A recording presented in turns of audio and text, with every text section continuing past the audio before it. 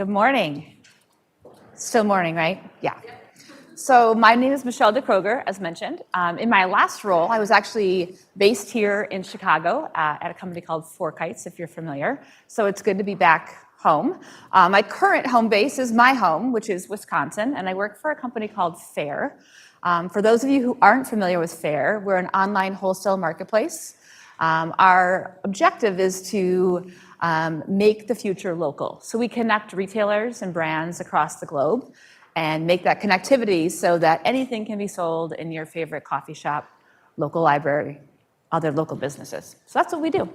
And I'm excited here today to talk with you about career pathing. So right off the top, we're going to go ahead and have a pop quiz because that's what teachers do. So a former teacher, what do these things have in common? Looks like a Target, some bikes, and a guy who's pretty unhappy in the office. Any guesses as to what these things might have in common? Okay, this is a tricky one, and we just started, so I want you guys to stay with me. So we'll go ahead and unearth that, push us out of our misery. Those three things talk about some of the reasons, some of the main common reasons why people leave their roles in sales enablement, right? So first, the unable to demonstrate and feel impact. They don't know for sure if they've hit the mark. They're unsure if people think they're doing a good job. They don't know if they're increasing value, effectiveness of the teams that they support. So they get frustrated. What happens if we don't know if we have value? Well, sometimes we get aggressive and try to promote ourselves in a way that's unhealthy. And sometimes we just kind of hide away, thinking, well, if no one really knows what I do, I'll just kind of do it from the distance, right? And now I'm frustrated because I'm not feeling part of the team. I'm not feeling productive. The second one is misalignment with others in stakeholders, departments, individuals. When I look at this picture, I'm assuming that these two gentlemen on their bikes are going in a big circle. And one is headed one direction and the other is headed another. I happen to be a biker, and I know that if we're going to start at the same point and we're going to end at the same point, wouldn't it be smart of me to get behind the guy and draft off of him and work together in that circle? Maybe I'll take a pull so he can draft off of me for a while.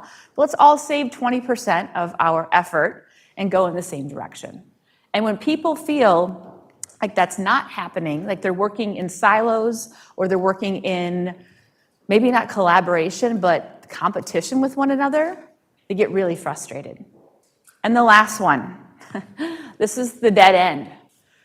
Sales enablement team members often feel like if there aren't a bunch of roles, if there aren't a bunch of levels, if there aren't a bunch of layers of management in the enablement function, they get frustrated. Where do I go next? Well, it's me and you and maybe one other person, and you're probably not leaving. So what is it that you expect me to do to advance in my career? And they start looking. Maybe it's internal in your organization, maybe it's external, but either way, they're looking because they feel like there's a dead end. So the question is, how can that be true? Like, I feel the love for enablement in this room. We're all here because we love enablement, which never happens to me. I usually walk in and people are like, what is it that you do? And I talk about go-to-market enablement or sales enablement, and they're like, yeah, cool. And then they go look for a marketer or a salesperson because they know what the heck that is, right? But this room, we were wondering, how can that be true? Like, how can anyone willingly and even voluntarily leave enablement role function? Because we're at the heart of so much. We drive change across the organization. We develop talent, believe it or not, we do. We break down silos, we improve culture, we drive business impact, we reduce redundancies, we eliminate obstacles, and more and more and more and more. We're all wearing capes, right? So why would these people, in fact, choose to leave enablement? It's true, though. It happens, right? Anyone raise a hand if you've lost someone for any of those reasons on that last slide? Keep your hand up if it's because they left because they didn't have career development opportunities. So like all the hands that were up, yeah, all around career development, that's a real thing. So that's what we're here to talk about today, is how do we change that? So the unable to demonstrate and feel impact. We, as sales enablement or go-to-market enablement, right there again with that naming convention that's different. We have an obligation to our team members to make sure they don't have this inability to demonstrate or feel the impact. So how do we do that? Data and insights. So important to help them understand that their perception of whether or not they have made an impact can actually be validated through numeric components of data and insights. So if they don't know how to do that, and chances are if they're junior in an enablement role, they might not have the skill set to say, I'm proving my worth. I put all the work into this project, this program, this training session, this certification. People went through it, and I have numbers around who did and didn't pass, but beyond that, I can't prove the impact I have on the function. It's our role as leaders to support them with finding out the metrics prior to the start of the project on how are we going to measure success. And if you don't have the tools or the background to get that, use your operational team, right? Your RevOps team, your sales operations team, your regular BizOps teams to support getting that data to prove their impact. Never let them start a project or a program without saying, A, what is it you're trying to accomplish? And B, how do you measure whether or not you did that? And if you can help them understand how they impacted the business, they don't have to feel like they're not having a place. So that misalignment. Very often what happens in enablement is, especially with the team members that we're supporting, is that they are very tunnel focused on the team that put the request in, or the team where they have friends, or the team where they came from within the organization. And those are the team members they're attempting to support, and they have that one view of what that team needs to get better. What they're lacking is how to influence. This came up in previous conversations today. How to influence other stakeholders. How to talk about change management. Very often when we get in a situation, we're rolling something out to a sales organization, whether that be the SDRs, the customer success team, the AEs, whoever that is. They are wondering, like, why am I doing this? This is, again, not fun. This is taking away from selling activities. How do we go through change management and get them to be excited about the things that are adjusting in the way that they sell within your organization? That's our responsibility. But this third one, this unclear career path, everyone had their hands up for why people left on this bottom one. And this is where I feel like we often as leaders get put into a roadblock. And we're like, okay, well, sales enablement team function is party of 1, or party of 2, or party of 8 if you're lucky. And within there, it feels like there's not a lot of mobility. These team members look at the roles that exist. They know that nothing's open. They look at the people in the roles. They go, it's probably not going to change anytime soon. So how is it that I am going to progress in my career? What happens is here, team members and others equate roles and titles to opportunities and progress. Those two things do not, in fact, have to be the same.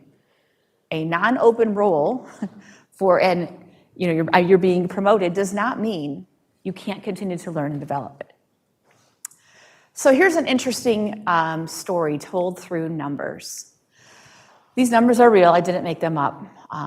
In the slides, I actually have linked the research behind that, so please know that I didn't pull these out of a hat. But the numbers are 29, 34, 87, and 76. 29 is the percent of organizations with clear learning development plans. That's like not even a third of the organizations.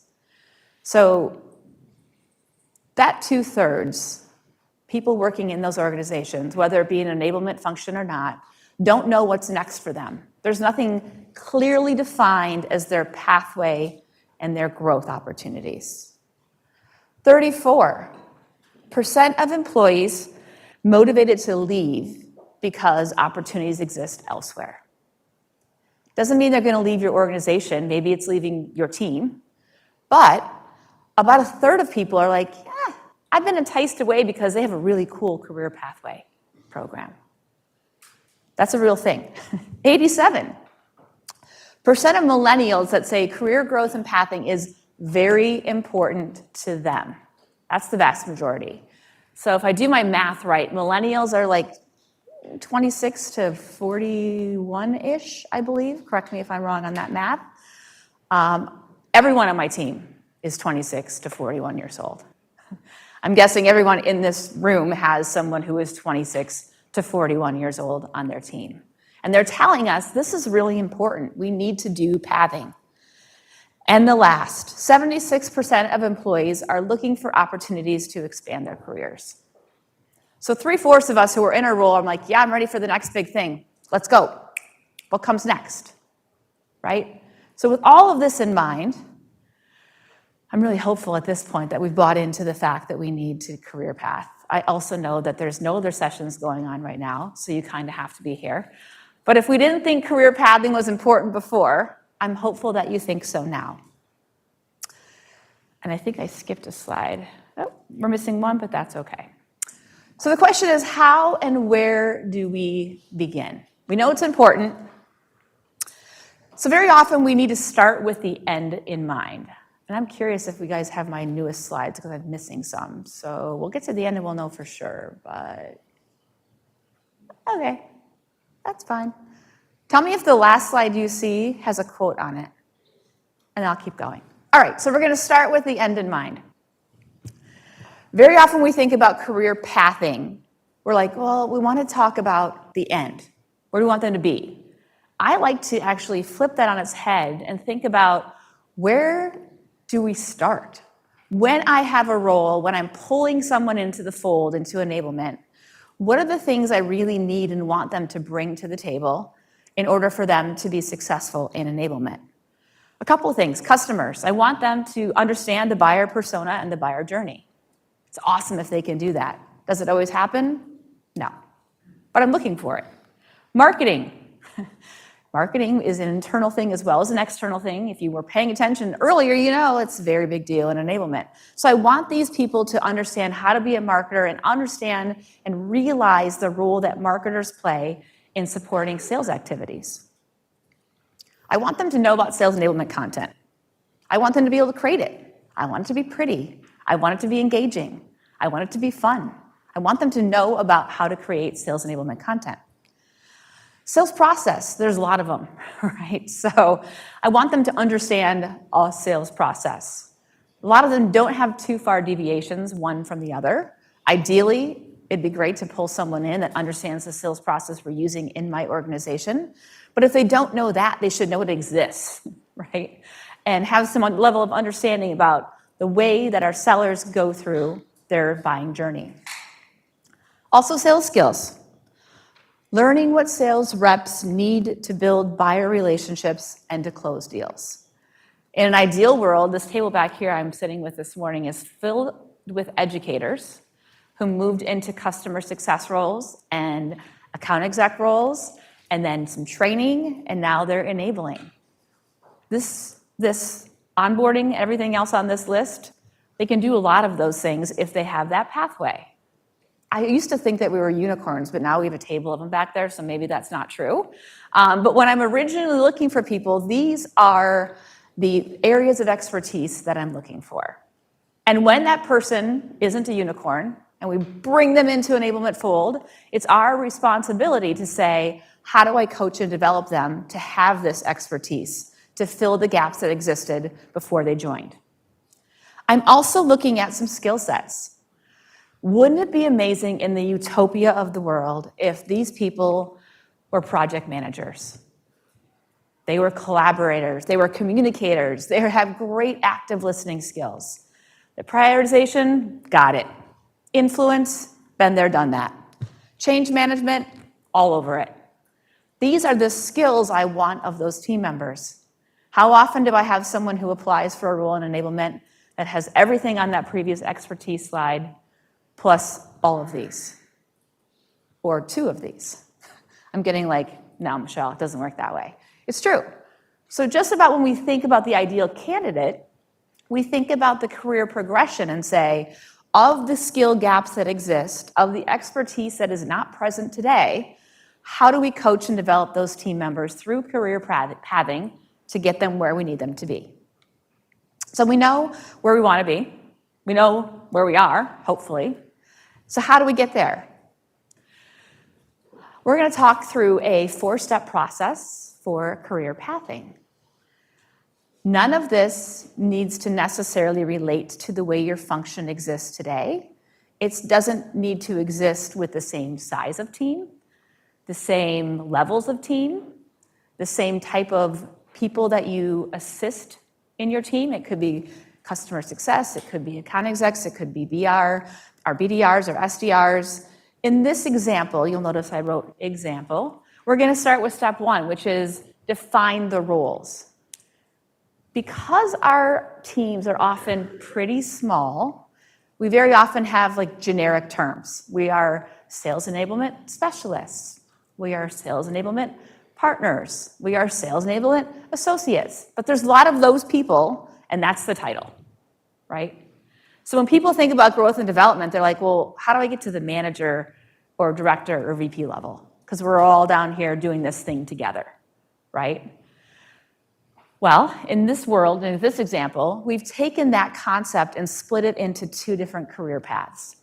And what we're doing in this example is we're saying, of those sales enablement associates or partners, we're coming up with 2 distinct career paths. One is program management, and one is business partnership. So in this example, if you are a program manager of go-to-market enablement at FAIR, which I'm hiring, by the way, so if you want to be, let me know. So if you are a program manager at FAIR, you're focused on one of the tenets of enablement. And those tenets in my mind are threefold. 1, onboarding and ongoing skills development, very important. Can't have it without that. 2nd is the communication and the events around the selling activities. And the 3rd is the content and the assets that either support the seller or the buyer in their journey. So those people, those program managers, run that show. The entire scope, the entire sequence of those programs are owned by them. They have that area of expertise. Then we have the business partner. Those business partners are like an extension of the sales leadership. They have a really strong, airtight, compact alliance with the sales leaders that they support. They might support those different groups based on geo, might be based on role, so someone for account executives versus someone for SDRs, or it might be based upon their category or their pod, so in the world of FAIR, retailers versus brand management. But these people are the ones that make those programs that we talked about before come to life. So as the program manager is going through a rollout of an LMS, which is happening in the moment, they're owning that program. They have to tightly align with those business partners to say, does this in fact meet the needs of the account exec team? How is the BSMs, how are those success managers going to be impacted by this? My guess is they're going to use the system pretty differently. And how do we ensure that that overall program runs to be comprehensive and support everyone within the organization? So we start with those 2 distinct pathways. I want you guys to take a second and think about whether or not you have the right number of roles within your org. If you have lots of associates or team members, sales enablement expert, level 1, 2, 3, 4. Think about, could you have separate roles and what that might look like? The good thing about thinking about deviating and separating those roles is, number 1, you have more opportunity for career development. There's a different place to go. I will also give you the PSA that the more roles you have, the more confusion you might enter into the organization. And people get really confused, especially if they're used to a whole bunch of people, or 2 or 3, that get things thrown over the fence, and whoever has bandwidth runs after it to help, right? Now we're saying, we got swim lanes, we got roles, we got responsibilities, there's some overlap, but let me help you understand how this works today. So introducing new roles is great. Expect there to be confusion, and expect some change management to happen. So step 2 is define the levels. This is super easy, super creative. In fact, you can have the team define them if you want to. But in this case, I have a go-to-market enablement associate program manager. Even though they're at the bottom of that list, that is quite the title. They feel pretty good about that. The second is the go-to-market enablement program manager. Then there's a senior program manager. Then there's a lead program manager. And then there's a senior lead program manager. All of these roles do not have to be people who directly manage other people. So if you're a single individual contributor on an enablement team and you're thinking, how do I get to the next step? Well, you move through the levels of the role that you're assigned through the career pathways and competencies associated with that level. Does that make sense? Okay, cool. Step 2 is the easy part. Step 3 is a little more challenging.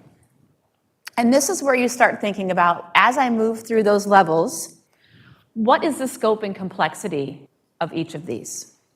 So I've got, again, those 5 roles, and by the way, that's not a magic number. 3 or 4 or 7 or 8 can do, you decide. But I have then the complexity, or the scope, of each of those roles. And I'm just going to go ahead and put them all up there for us. But notice the nuances and differences between what's expected in the complexity of the role between an associate program manager who executes on defined tasks with specific guidance and a go-to-market enablement program manager. So now they're working on projects versus tasks. They're still defined. Above that, they're independently executing. Above that, they're driving major projects. And above that, this is my favorite, when they get to the point where they can identify new opportunities and lead multi-phase programs. So when I've got a brand new team member, dependent, or actually relevant of their expertise or their skill set, and they're starting to drive programs within the program management role of enablement, I can say, great, let's start at the bottom here. Let's talk about how you can drive engagement on a defined task with guidance. Great, let's work our way up to the point where we're going, I found an opportunity. We need something. I'm going to go ahead and drive this entire project from start to finish. That's step 3. Then there's step 4. Again, using program management, you need to define the competencies associated with each of those levels. So actually, in program management, you guys will see an example of this. I promise you'll see the big picture. It'll come together for you. But right now, I'm showing you individual components. But the program management role in step 4 is defining those competencies. And I have 4 associated with the program manager role. I have 4 associated with the business partner role. 2 of those actually overlap, but 2 of them are very different because the roles are different and the coaching engagement is different.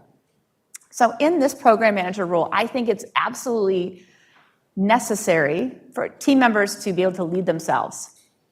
They need to deliver results, they need to drive strategy, and they need to execute on projects. And guess what? There's nuances to how they do that based upon the role that they're in. Everything from given this information to they come up with it on their own. So that's a lot. So how does this all come together? This is an ugly, ugly slide, but I wanted to give you an example of what it actually looks like. This is really what the living and breathing version of everything I've been talking about. Steps 1, 2, 3, and 4 exist on this in the next couple of slides. This is the top of their career path. And you'll see here, this is the program manager role again. Then we've got our 5 levels across the top, starting with associate PM all the way to the lead. And then we have the level expectations. These level expectations go back to that previous slide where I was talking about the scope. Remember, we talked about advancing from I've been given a task, I can do it, all the way up to I've identified an opportunity, I don't need direction, I can do this multi-phase project on my own. The same thing is happening with complexity. Notice below that, I'm also saying there's a scope of your role, there's also a complexity of your role. So when you look at the associate, contributes to solving defined problems with defined solutions. Fast forward through their career progression all the way to level 5, they proactively identify issues, then influence stakeholders to adopt effective goals or solutions, collaborate, and deliver. That's a lot of coaching between level 1 and level 5. But there's no guesswork for the team member. They know exactly what they need to execute on based upon the level, their scope, and their complexity. Well, what about those 4 competencies I talked about earlier? Did we just forget about those competencies? No, of course not. They live on the next portion of the document. So this is actually, if you're thinking of it visually like that last slide was on top, this comes below it. And this is actually just one component of this, which is the competency of leading self. Remember I talked about 4 competencies for this program manager with complexity and scope and 5 roles, or levels, excuse me, not roles. I've added here the competency of leading self. And in leading self, there's 2 main categories where they need to feel successful and confident. Personal growth and adaptivity and resilience. And again, there's a complexity and a growth between what they do in level 1 and what they do in level 5. And this exists for the next one, which was delivering results, and the next one, and the next one. And the document really is that big. Does it help, is the question. Yay, it does. And I'll tell you how that happens. So like, are we done here? Like, thanks, Michelle, that was a lot. Are we done here? The answer is absolutely not. I think about this like the lesson plan that I painstakingly wrote in my little binder back in the day, teaching 4th grade. And then I would put that lesson plan and I would Xerox it and give it to my principal. And then I would put it on my shelf and I wouldn't look at it ever again, right? Didn't become how I taught. I was like, yeah, I know what I'm going to do. I know I have to put it all down. Well, I know a lot of things about how I want to develop my team as well. But if I don't show them the pathway to do that, I have really done them a disservice. So we need to take that document, that scrolling document that I just showed you, and we need to make that live and breathe. It has to become part of the DNA of how we sell internally, how we coach our team members, how we evaluate their performance, and how we develop their careers. So how do we do that? Great, another document, Michelle. Thank you so much. It is another document. This is called a professional growth plan. And I have my team members fill these out, and you'll notice there's some components on it. The first is, what are your values? What drives your career? We actually have them take an assessment. There's lots of assessments out there. You can pick one that works for you and your organization, but we have them do that. We also have them going on what to focus on. Very often, those focus things will come directly from that previous document you saw. Because what I'll do with a team member is go through their current level, go through their competencies, go through the scope, and I will actually highlight in red, here's that dreaded teacher pen, what things are not happening today in their current level. Usually they should only have one red thing in their current level. Then I go through the yellow. Here's the things you're kind of exhibiting, right? It's happening, but I want to see you progress here. And then the green is like, high five, gold star, you're ready for the next level in this area. So my team members will take that document, that big scrolling document, and they'll say, I'm going to put those on what to focus on. And that's what I'm going to go after. That's also what I go after in the coaching and development reign. Where do you want to grow? They talk about this, and no longer do they say, I want to lead people, which has always been the thing. I want to be a manager next. I'm done being an IC. Let's shift that mindset from I want a new role to I want a new skill set. I want to be developed and changed, right? And then we don't let this die then either. They put the time in. We have then checkpoints. I meet with my boss, my leader, every 6 weeks on my PGP. And we go through it, and I give him a milestone of what's coming next. And I tell him, here's what you promised me last time, and you did a great job. Or here's what you promised me last time, and guess what? I didn't get that from you, right? So we're keeping each other accountable for that development. Is every 4 weeks, 6 weeks a magic number? It's not. I have a team member who I met with the other day. Actually, today's Wednesday. Yesterday, I met with Emma. And Emma is tenured in our organization. She's been there 4.5 years, but she's been in enablement for about 9 months. And we were going through her PGP. We actually do that every other week in her one-on-one because she asked for it. And she said, you know what? I'm now not doing tasks. I am actually doing projects. I said, you're right. So we took a moment, we paused, and we celebrated virtual high fives and all the things. And then we started talking about, okay, Emma, what's next? Now, how do you get into multi-phase programs? How do you influence others with those? And what are you thinking about identification of projects? She hasn't gotten there yet, but she's excited about getting there. So it's not about the cadence, it's about consistency. making sure you have these conversations and do that. Anything else? Give me more. Two-sided street, guys. I always tell my team this. If I'm having a PGP and I have failed you, you better tell me. I will be very sorry. I will try harder. I will get engaged in your personal growth development and professional, but there are some things that you have to take ownership of. And here's some opportunities for them to do that. Subscribe to things. Be certified. Go to a networking event. Hi, you're all here. And then join related associations and groups. They need to take ownership as well. And before I conclude, let's not forget one really important thing. Not all career pathways lead to advancement in the field of enablement. So someone you nurtured from a tiny little sales enablement baby, all the way up to level 5, might leave you. Guess what? That's okay. What would be wrong with a world that we were working with sales operations team members, product, marketing, people who came from an enablement world, were career developed and had the growth, and they went into those other fields? How great would that be? But now we have a whole army of people who understand what enablement is and what it does. How great would that be? The best way to predict the future is to create it. Abraham Lincoln. So I encourage you all to start creating the future for you and for your team members when you think about career pathing. Any questions? Yes, I had a couple come through. First one is, as a team of one, what are the first 1 to 3 roles that I should create? As a team of one, okay. So I'm assuming this person is going to be creating a enablement function. You're currently one person. You take the 3 things you don't want to do anymore and make roles. No, I'm just kidding. I go back to the tenets that I talked about before of enablement. The onboarding and the ongoing skills development, someone who can really own that process, the scope and sequence of learning, both during the initial boot camp as well as ongoing. Second, I look for someone who can do some program management around communication and events. Things like sales kickoff, QBRs, mid-year sales summits, and also then support the really important component of communication. What comes into our sellers and when, through what mechanisms, in what cadence, and do we have blackout or gray out dates where we're like, hands off, guys, don't talk to them. We got them, right?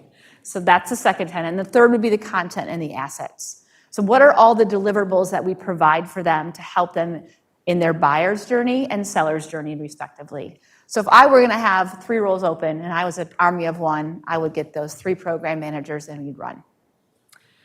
As a team, let's second one.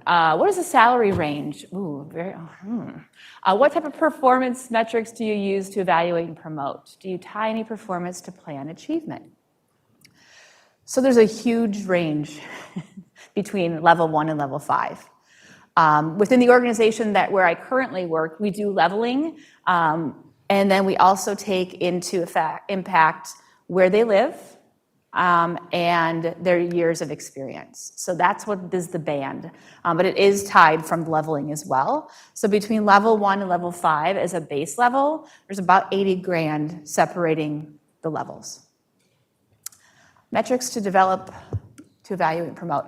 The metrics are really, sometimes they're tied to projects, sometimes they're tied directly to KPIs from the sales team themselves, and sometimes they're tied to ROI of programs and projects put in place. So when we started this program, we said we're going to increase ramp time or decrease ramp time, I think that's more appropriate, by X amount. Is that something that actually happened? So those are metrics we look at as well. And then do you tie any performance to plan achievement? So yes, so that performance comes in the instance of all of those competencies, the scope and the complexity, their ability to execute on those moves them to the next level, which moves them to the next band, which moves them to being happy and comfortable in their role. I think I went over, I'm so sorry. You're totally fine. I gave you 5 more minutes for questions. Good. Yes. What certification, do you want me to still answer? Or Yep, go ahead, answer that one, and then we'll wrap up. Okay. What certification courses do you recommend? My team members have done lots of things. They've done courses through LinkedIn. They've done courses through Udemy. They've done courses through Sales Assembly. They've done courses through internal things I've created. They've done coursework through, why can't I think of them right now? ATD, yes. But then one we can't think of right now. They're right down the road. They'll kill me. Corporate Visions. They've done some certification through Corporate Visions as well. All right. Thank you very much for the opportunity. Awesome.